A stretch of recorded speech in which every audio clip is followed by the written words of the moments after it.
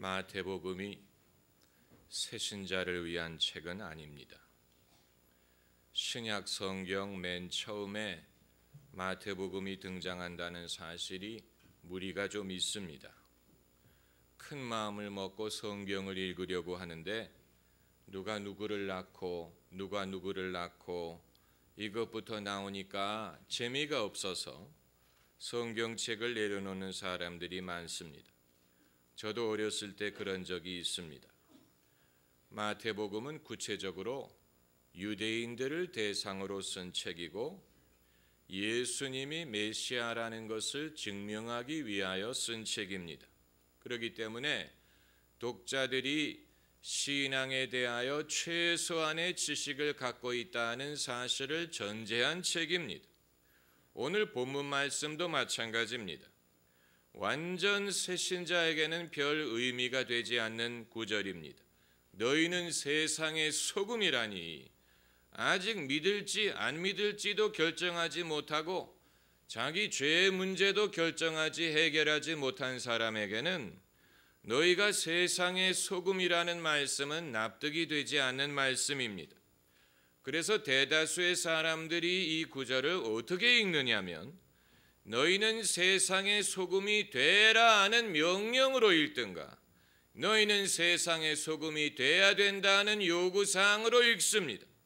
많은 사람들이 기도할 때 주님은 우리에게 소금이 되라고 말씀하셨건만 우리는 그 역할을 하지 못했습니다. 이런 식으로 말하는데 예수님은 한 번도 너희는 세상의 소금이 되라고 말씀하신 적이 없고 너희는 세상의 소금이라고 선포하셨습니다.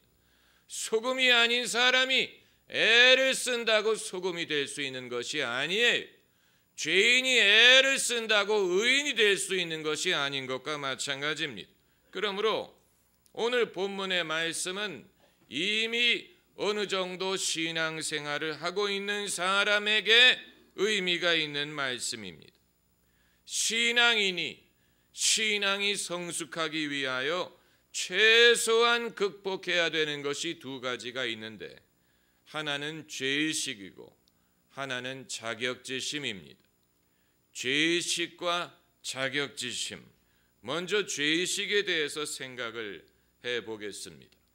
죄의식에는 어느 정도는 유용가치가 있습니다.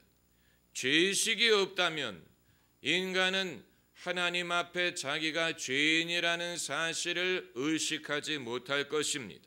사이코패스들은 죄의식을 느끼지 않기 때문에 그들은 회개하지 않습니다. 하지만 평범한 대다수의 사람들은 죄의식을 느낍니다. 거짓말 탐지기의 원리가 바로 그것입니다. 사람은 거짓말을 할 때 긴장을 하고 가슴이 빨리 뜁니다. 죄의식을 느끼기 때문입니다. 하지만 믿음이란 무엇을 말하느냐? 믿음은 예수 그리스도를 믿는 것뿐만이 아니고 예수 그리스도가 우리 죄를 사해 주셨다는 것을 믿는 것입니다. 나의 모든 것 변하고 그 피로 구속받았네. 하나님은 나의 구원 되시오니 내게 정죄함 없겠네. 내 죄가 많지만 예수님의 은혜가 내 죄보다도 더 크고 더 많다는 것을 믿는 그것이 믿음이에요. 검은 종이를 흰 봉투에 넣으면 검은 것이 더 이상 안 보이는 것처럼 사람이 예수 그리스도 안에 있으면 예수님의 의로움이 우리의 죄를 덮습니다. 하나님이 우리를 보실 때 예수님의 의로움을 통하여 보시기 때문에 우리를 의롭다고 인정하시는 것입니다. 이것을 믿는 것이 참된 믿음이에요. 반대로 마귀는 참소하는 자라고 했습니다. 참소한다는 말은 정죄한다는 말입니다. 너는 죄인이다. 마귀는 우리를 유혹하여 죄를 짓게 하는 것뿐만이 아니고 우리가 죄를 지은 다음에는 우리가 죄인이라고 참소하여 절망하게 만들고 하나님을 두려워하게 만들고 하나님으로부터 멀어지게 만드는 것입니다. 마귀는 예수 그리스도의 보혈을 신뢰하지 못하게 만듭니다. 이것이 마귀의 가장 무서운 무기예요. 마귀가 우리에게 던지는 가장 무서운 말은 죄인인 주제 이 한마디예요. 그럴 때 우리가 마귀의 참소에 동의하면 안 됩니다. 그럴 때일수록 하나님의 말씀을 의지해서 마귀의 참소를 물리쳐야 됩니다. 예수님이 시험 당하실 때 기록된 말씀을 인용하셨던 것처럼 우리도 죄의 짐에 시달릴 때일수록 하나님의 말씀을 인용하는 법을 배워야 됩니다. 기록되었으되 인자가 온 것은 의인을 부리려 함이 아니요 죄인을 부르려 함이니라고 했느니라. 기록되었으되 사람이 의롭게 되는 것은 율법의 행함이 아니요 믿음으로 말미암는다고 했느니라. 기록되었으되 그리스도 예수 안에 있는 하나님의 사랑으로부터 우리를 끊을 자가 없느니라고 했느니라. 기록되었으되 마귀는 거짓말하는 자요 거짓의 아비니라고 했느니라. 왜 우리가 죄의식을 극복해야 됩니까? 우리가 죄의식에 눌려있는 한 하나님의 사랑을 확신할 수 없고 죄의식에 눌려있는 한 담대한 믿음을 가질 수가 없고 담대하게 기도할 수가 없습니다. 죄의식에 눌려있는 한 구원의 즐거움을 누릴 수가 없습니다. 죄의식은 하나님으로부터 온 게 아니요 마귀로부터 온 것이요 그것은 거짓이에요. 죄짐에 눌린 사람은 다 주께 나오라. 주 말씀 의지할 때에 곧 평안 얻으리. 그러므로 믿음은 배짱과 같은 면이 있는 것입니다. 탕자가 비록 탕자지만 아버지 집에 와서 잔치 자리에 앉아 먹을 수 있는 것은 배짱이에요. 그 배짱이 보여주는 것이 믿음인 것입니다. 비록 죄인이지만 예수님의 은혜를 의지하여 자기가 의인 되었음을 믿는 배짱, 이 배짱에서 믿음의 담대함이 가능할 수가 있습니다. 담대하게 하나님께 구할 수가 있고 하나님의 능력을 경험할 수가 있습니다. 마귀의 목적은 우리를 죄의식으로 짓눌러서 무력한 기독교인이 되게 만드는 것입니다. 무력한 기독교인은 하나님에게도 사람에게도 쓸모가 없어요. 예수님 말씀하시기를 성령이 너희에게 임하시면 너희가 권능을 받으리라고 하셨습니다. 주님이 쓰시는 기독교인은 권능을 소유한 사람입니다. 무력한 기독교인은 자기에게도 남에게도 하나님에게도 소용이 되지 못합니다. 자격지심도 이와 비슷합니다. 자격지심이란 하나님과 사람 앞에 아무 자격이 없다고 스스로를 비하하는 것을 말합니다. 어떻게 보면 겸손함처럼 보이기도 하고 옳은 판단처럼 보이기도 합니다. 제가 성도님들에게 직분을 맡으시라고, 집사 직분을 맡으시겠냐고, 권사 직분을 맡으시겠냐고, 또 대표 기도를 해보시라고 권하면 10중 8구 뭐라고 대답하시는지 아십니까? 저는 자격이 없어요. 생각해보면 자격 있는 놈 한 사람도 없습니다. 자격 있는 사람 없어요. 자격을 말하기 시작하면 아무것도 안 됩니다. 여러분은 천국 갈 자격이 있어서 천국 가는 줄 아십니까? 여러분이 하나님의 사랑을 받을 자격이 있어서 하나님이 사랑하시는 줄 아십니까? 그게 아니에요.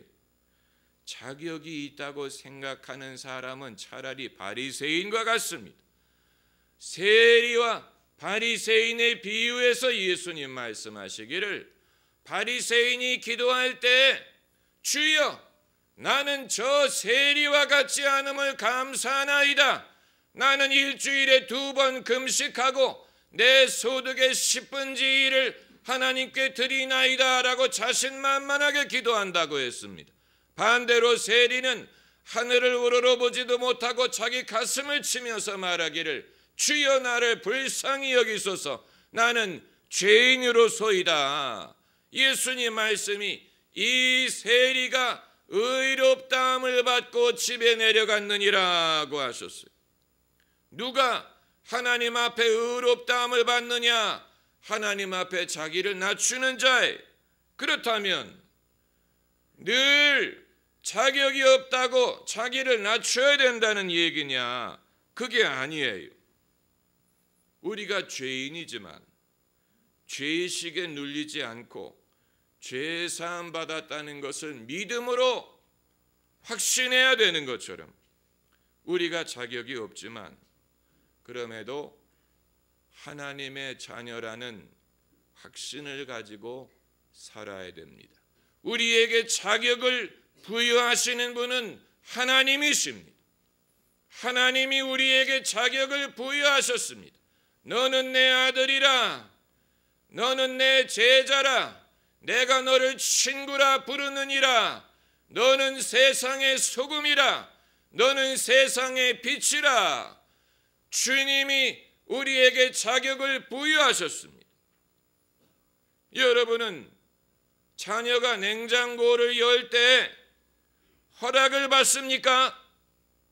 엄마, 냉장고 좀 열어봐도 될까요?